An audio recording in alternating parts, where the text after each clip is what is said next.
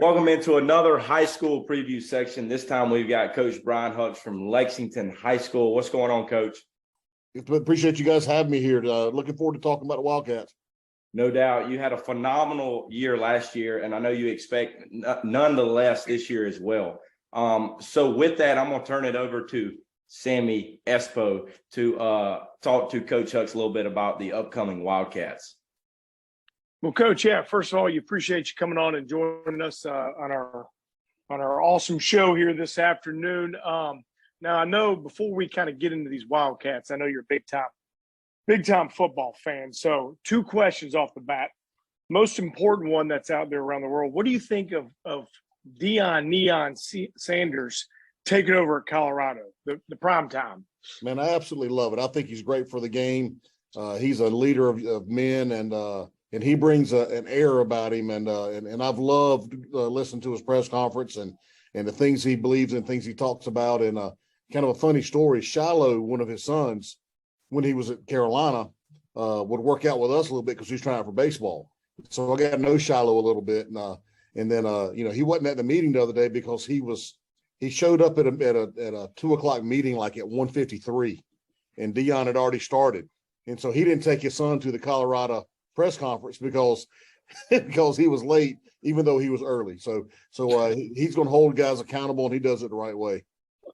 You know, some people that are listening on this call or that are on this call with us maybe should listen to a little Neon Dion. I'm saying no names. Hey, I got to get away with being a college kid for the next couple of weeks. That's all I got. So that's it. You know, I'm joking with Drew this morning about that. I think my favorite quote that Dion had was, what was it? I'm coming. I'm bringing my luggage, and it's Louis. So he's going to obviously his lines are going to be out there publicly. You know, publicity is going to get out there, so it'll be good. I'm with you on that one. Now, second one before we get into baseball, there's been a little house divided with the PBR South Carolina staff, but you're a big Gamecock fan. What do you think how the Gamecocks finished up there this college season? Well, what a record into the season. After the Florida game, I went to the Tennessee game only because it was the last home game and just figured I'd stay for about a quarter, then beat the traffic out while we were down 28-0. And all of a sudden, man, it was a different offense. I couldn't believe it. And then I think that game with Clemson was one of the best Saturdays of my life. So really, really, really enjoyed that afternoon. You know, on this call, there's one person who was who I spoke to before, during, and after the game that was devastated. And another one on this call I think it was one of his greatest days of his life as well. So yeah, it was pretty fun. It was it's been fun for us with the banter back and forth on this season with those guys. But obviously enough of some college football. Let's roll into some little Wildcats now. Okay. Last year, you guys had a great team, and I know, talking to you last year about some of your players. I know you talked about one of your players that you arguably one of the best players you ever coached in Nathan Hall. You know, give us a little rundown on him before we move into this year and kind of what's it mean, losing him off your team and some guys that are going to step up. But let's talk about Nathan overall, because we got a chance to watch him quite a bit, and we were extremely, extremely high on him like everyone else. Yeah, Nathan was just a once in a lifetime hitter. I've coached for a long time. And I've coached a lot of really good players, and he's in the top 3 hitters I've ever coached. And just balanced, never has a bad at bat. Hits for average, hits for power, runs well. He's a 6'6" runner. He's long, so very projectable. So I think I texted with him last night, and I think he's got a chance to be the everyday guy in center field at Clemson this year. So. I think the bat will play. I think there's going to be an adjustment. He told me that, getting used to seeing, mid-90s, in every at bats has been an adjustment for him. But if anybody can do it, he can. And I just look forward to watching him continue to grow as a player. No doubt. He was obviously a fun one for us to watch multiple times. And you got to be in the dugout with him every single day for 4 years. It was, like you said, he seemed to, every time he took a swing, he was squaring up the ball.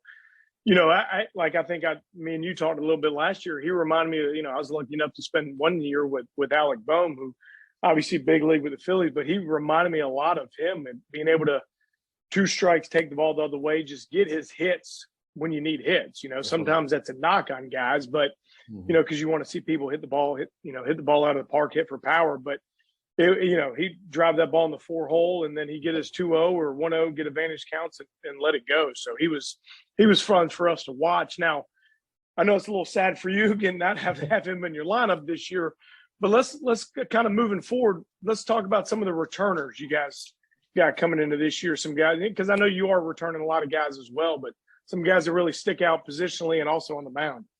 I think you got to start with Reese Markham on the mound.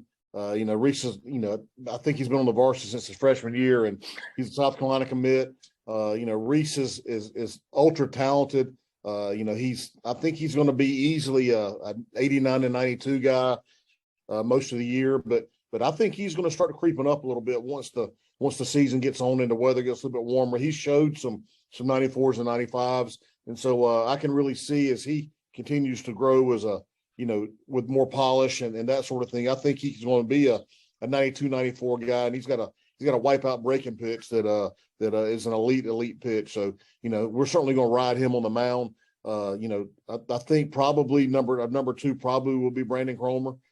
Brandon, who committed as a freshman to South Carolina last year, the Cromer lineage that's been through South Carolina. And, you talk about a frame. Brandon's a 6'3" left-handed pitcher, easy arm action, and a lot of swing and miss, just one of those lefties that can just throw the ball in the middle of the plate and doesn't get barreled up very much. So, we're going to probably ride those two guys. And then we've got some other guys that I think are going to have to earn their way early. We graduated Cole Long, who was our number one last year, and went 7-1 last year. So, we're going to have to replace those innings with somebody on the back end of our staff. Cole was always fun to watch pitch. He seemed to carve up anybody. It didn't matter who he's facing. You watch him early and you watch him late. Yeah. It seemed like the velocity kept increasing, and nobody ever squared him up. They didn't, and he was just a tough, hard-nosed kid, and filled up the zone and just attacked hitters, and his pitch count always stayed down, and we're always able to get some length out of him, and so that'll be a tough guy to replace, and then obviously on the offensive side, replacing him and Nathan, that was our 3-4 hitters, and last year Nathan hit 443 with 11 home runs, so a pretty good season. He hit 530, I think, as a junior. So, that's a guy you don't replace. But in Cole, a guy that's, quote unquote, a PO in college, he hit 389 with 4 home runs last year. So those two guys were kind of our border guys. But what we do return is our top 2 hitters. Tyler Floyd, who's a college Charleston commit, hit upper 380, 389, I think, last year, but stole 36 bases. He's a guy that can really, really run. And then right behind him will be Gabe Harold, who hit in the 380, 390 range last year too, with 20, 25 stolen bases. So, we've got some guys that can run a little bit. I would think Landon Knight will be probably in that 3-hole. Another guy who's a 6-7 runner and stole, I think, 18 to 20 bases last year. So, the crazy stat last year is we stole 136 bases as a team, but we also hit 40 home runs. So, that power speed combination, I think, is rare in high school sports, but that was a special group. But I'm not sure that we'll hit 40 home runs this year, but I think we can run the bases like we did last year. Yeah. And obviously you know better than anybody, trying to defend that, it's very difficult. You gotta be able to be, quick to the plate, hold the runners, but then also, you better also being a catcher. It's hard to throw people out. I mean, it is. You throw out 30%, it's good, but it's still a lot of people stealing bases on you. Absolutely. And most of our, we have a system in place, and, Randy Lucas does a really good job coaching our base runners. And, probably of those 136 solo bases, probably 125 of them were green lights. So, we free our guys up to run the bases. We allow them, to kind of pick their pitch when they want to run on. We talk a lot about it, but, but it's a situation where we want them going. We want them to be aggressive, because as a former catcher, I know how hard it is to throw out base runners. And as a pitching coach, I know you've got to pitch the batter different, knowing that we're probably going to run. So I think we're going to get more fastballs and be able to try to drive the baseball. Yeah, that's one thing that probably obviously always gets overlooked, right? Is the base running kind of affects and helps the hitter out. Like that's you right. said, they're trying to worry about the stolen bases, and they get the fastball down the middle. Now that double happens, and right. Scores multiple guys. Yeah. Now, talk about some guys returning. You obviously got some studs. What about some newcomers? Guys that maybe were maybe on the varsity last year that didn't get much playing time, or some JV guys kind of bumping up, or any new guys into it? I think off the top of my head, one guy that I'm really excited about is Patrick Evans. He's a senior for us. He's always been a talented player, but who's gone through some injuries. He's had some freak things that have happened, and he's probably going to be our shortstop or third base somewhere on the left side of the infield. He's had a really, really good fall. Struggled a little bit with confidence last year, but I see a completely different player this year. And, he's got a chance to be our back end guy on the bullpen or possibly our number 3 starter. So I think he's a really important guy in our program. Ian Miller is a kid who actually won the catching job toward the end of the season last year. Ian's a Coker commit, 6'2" frame, really good catch and throw guy. So, he can hit for some power. So he's a guy that's going to be really important to help develop our pitching staff and develop their relationship with them. Really good defensively behind the plate. A guy that you're going to hear a lot about is Will Burgess. Will's an outstanding young hitter. He's a junior, plays basketball on the basketball team. So he's a guy that always kind of gets out there a little bit late, but he's a guy that we're going to need to be in that 4, 5, 6 spot in the lineup for us and driving runs, and just a really talented young man. Yeah, we got a chance to watch Will, obviously, at the end of the summer, the top prospects, and he's, physically he kind of fits the bill of being a guy to be able to slide in. And I don't know if he's going to take up those home runs that Nathan Hall was hitting, but it looks like he can project moving forward a little bit to be able to be a power bat to slide in there. We'll see how he does. No pressure on the coaching staff there to get him to go in there, but he's a fun one, obviously athletically, basketball player. Yeah. Now, speaking of, I heard, change the subjects on that, we're talking basketball. I heard y'all just got a new transfer into basketball-wise. No pressure on the basketball coach there to win his championship, huh? Yeah, golly. I mean, we're already pretty dang good already, preseason number 1, and then you get a transfer from a private school in Charlotte, who's a 4-star kid. So, I think he's 6'5" and slasher. So, our there's a lot of dunks that happen in our basketball game. So it's must-watch. It's a must-watch event for sure. Good. Hey, good football. Yeah, good basketball. Roll it up with some good baseball in there. Right. So that'll be fun. Now, so kind of obviously, the area, right? The Midlands area is probably one of the better ones year in year out in the state of South Carolina. I mean, I know some years the coast, the low countries argue, even though, the one, down there, Berkeley won the state championship or up in the upstate. But, here, especially last year and again this year, kind of in heck your region. I mean, in itself, kind of break down the area, you think how, just overall the town and the area, how it matches up and kind of how you kind of feel your team's going to match up with those teams. Well, Region 5, we're actually Region 4 this year, but Region 5 has always been just the gauntlet of high school baseball, and we're now Region 4, 5A this year. But you've got us and River Bluff in there, Dutch Fork, who's a perennial powerhouse, Chapin, who's a perennial powerhouse. So and White Knoll's a very, very good program. So it's one of those deals that we play 3-game series, and those are like an SEC competition every. Like a SEC, we call ourselves the SEC West of high school baseball. So, it's you just got to try to survive it, man. And one of the most impressive things I think that we did last year was we went 11-1 in the region, and to do that against this level of competition is really unheard of. And that you just got to be consistent. You got to show up every day. You can't have highs and lows. You got to play because all these teams are so very talented that you just got to continue to play the next pitch. And we just always talk about being where our feet are and just focus on the next pitch mentality. But it's certainly just very, very difficult. And baseball is a game that can beat you down. So winning a series early to get the confidence going, to believe that you can compete with those guys is very important. And last 2 years we opened up with River Bluff. So you're talking about jumping out the gate with our rival. So in last year's series, Nathan Hall walked them off in game 1, and then we took game 2, and then they got us in game 3, and that was our one loss. And then we went 9-0 after that. So, but Dutch Fork returns a ton of arms that they had injured last year. I think they're going to be really tough, especially on the mound. River Bluff returns a ton of their hitters. So that's probably one of the best lineups in the state, I believe. And then Chapin, they're just Chapin. We had to play them 5 times last year, and end up having to face them in an elimination game in the lower state championship. So it's tough.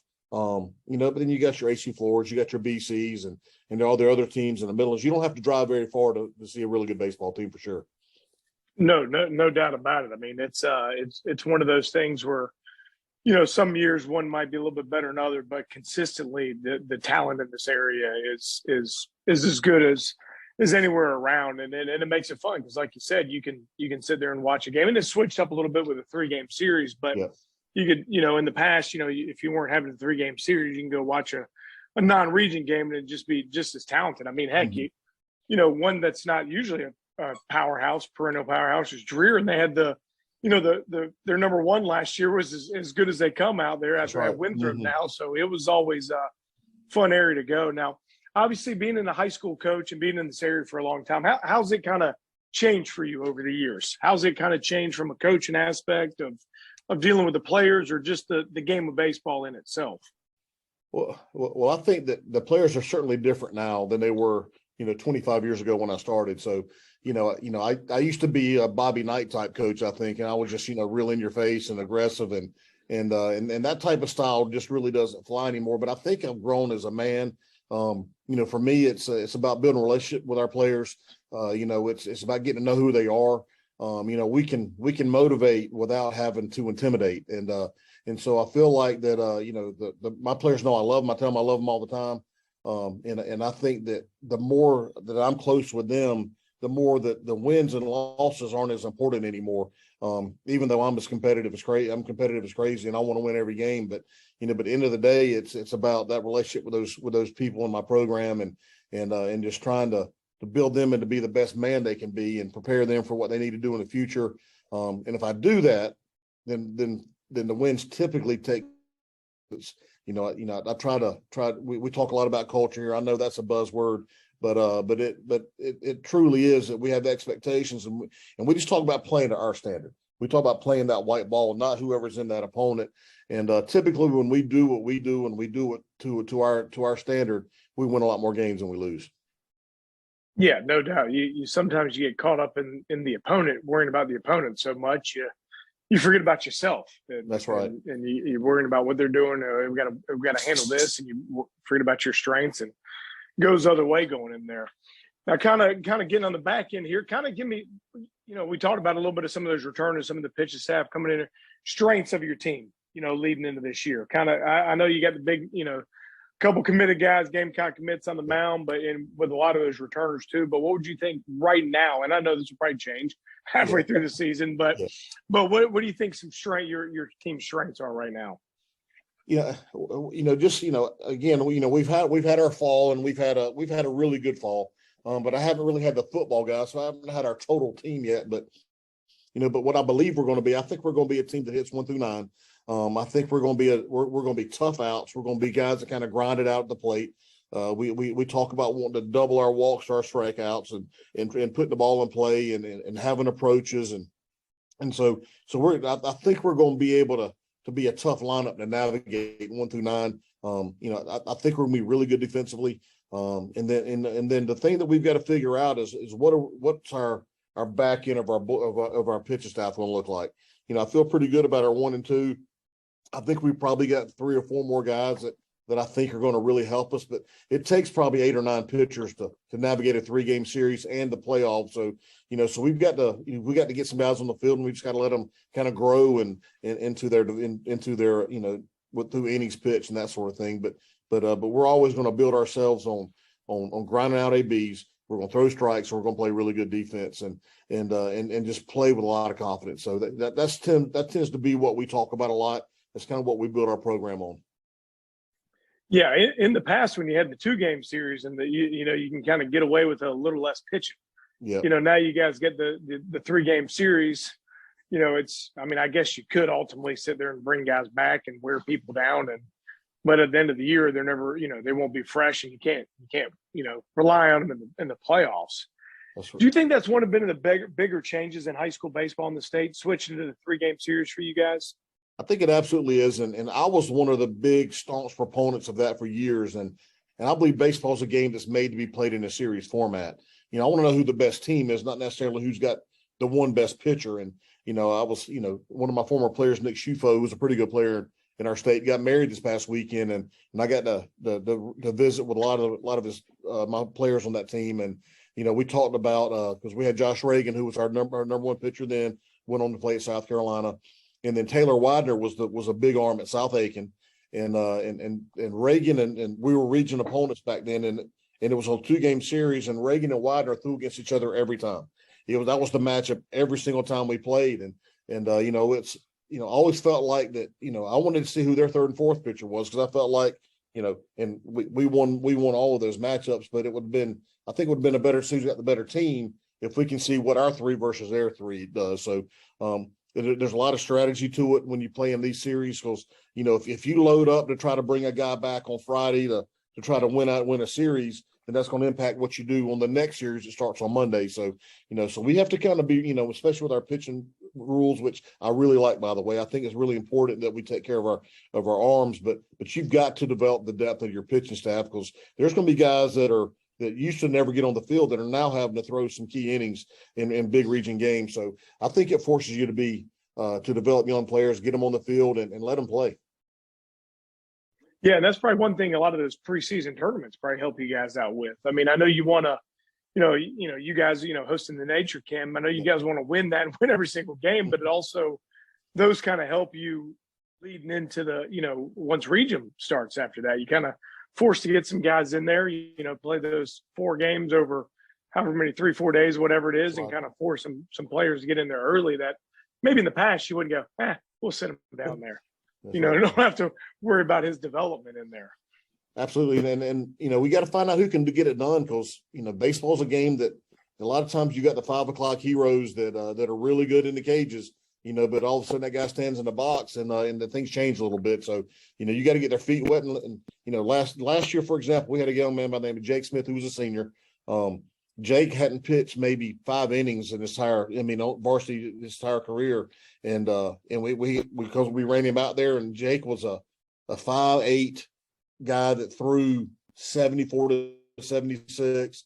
Had a ton of movement, great changeup, and a good breaking ball. But he's not the typical guy that because Region 5, everybody's throwing 88, and so but he ended up being third on innings pitch for us, and was our closer.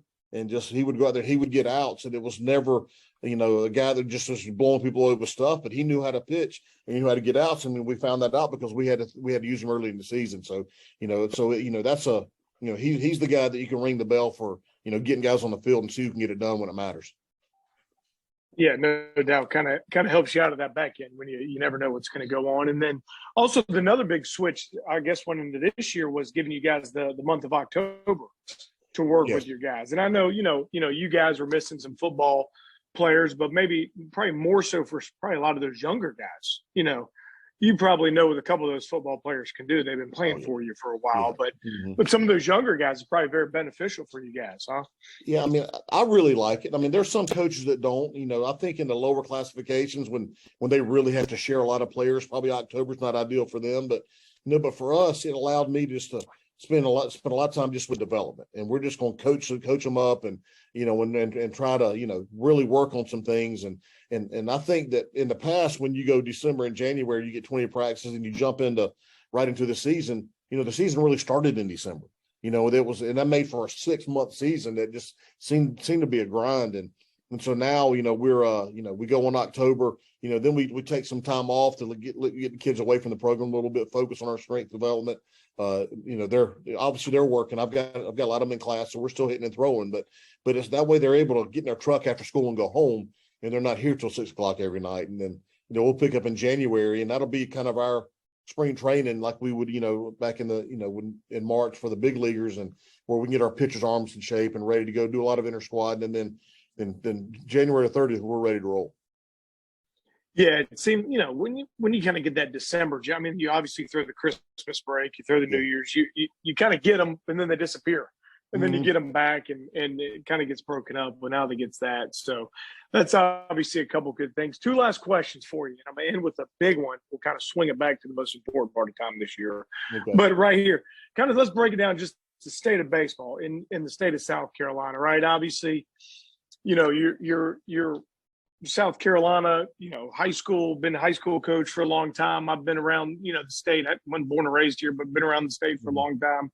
And we know how good the history is, the history, the traditions. Kind of break it down that you've seen kind of the growth and just the players, the talent level that the state produces year in and year out. You know what? I think baseball in South Carolina is as good as anywhere in the country. I think our coaches in our state are unbelievable in how they develop players, how they coach players, and just in our league alone, the coaches that are in our region, you've got to be really, really, really good to be ready to play those guys, and so when I coach with the Canes, I'm seeing the best players in the country, but there's always players in South Carolina on all these teams that are as good as anybody else. Last year we lost in the second round of the playoffs at WWBA against Team Elite, and Foster Apple, player at Chapin, was the kid that got the game-winning hit that beat us. So, I think a lot of times, you don't have maybe you don't have the high rate kids, but kids know how to play baseball are as good as anywhere. You can look down to Somerville and see Jim Orlando and Carson Messina, and know that there's some guys that are going to be taken pretty high in the draft in a couple of years. So, it's for a small state, we can hold our own with anybody. No doubt. Like you said, it probably just doesn't get as much as the publicity as a Georgia or a Florida or a Texas or whatever, just because, I give you a great example of this. I'm talking with my neighbor on this one the other day. He's just a dad. His son and my son play all the time. And I go, put it this way. I said, I moved here a couple of years ago from Texas. I said, there's as many people in the city of Houston I lived in as the entire state of South Carolina. He goes, so basically it's like a tomato farm. The more tomatoes you got out there, the more good players you get. I go, yes, exactly what it is. I said, that's exactly how it goes. I said, it's not that we don't have good players. We just don't have the sheer numbers of players that are out there. So it's it makes it for a good standpoint there. But before we let you get you out of here and get you back home, I'll kind of get you to this one real quick. Swing it back here. Obviously, bowl season starting back up. Big Gamecock, get back to that one. Let's give your outlook here. Finish the thing off a little college football. We do pick 'ems usually in ours. We're not getting into here, so let's do your pick 'em of your Gamecocks. Well, the bowl season is a crapshoot. I mean, you never know from the transfer portal to who's going to opt out and who's going to declare for the draft and this and that. We're looking for an offensive coordinator right now, which I think is a good thing. But anyway, but I think the way we finished with the momentum we finished with, I think it's going to be Cox by 90, man. That's just what it's going to be. I love it. I love it, Coach. I love it. Of course. Well, good. Well, Coach, we appreciate you coming on and joining us this afternoon. And we look forward to following your program this high school season. We know we'll get a chance to watch early and often, and especially with a couple of us living right here in the Midlands, makes it easy to drive up the road and see you guys. So we definitely appreciate you coming on this afternoon. Well, I appreciate you having us, and I appreciate what you do, what you guys do for our players in our state. And anymore, there's no reason why our kids can't get exposure, with what you guys do when some other groups. So, it's awesome that our players are able to go to a showcase and, get some video on you guys, and it helps with their recruitment and amongst other things. So I just really appreciate you guys and everything you do to help our players in our state. Well, appreciate that. Thank you very much.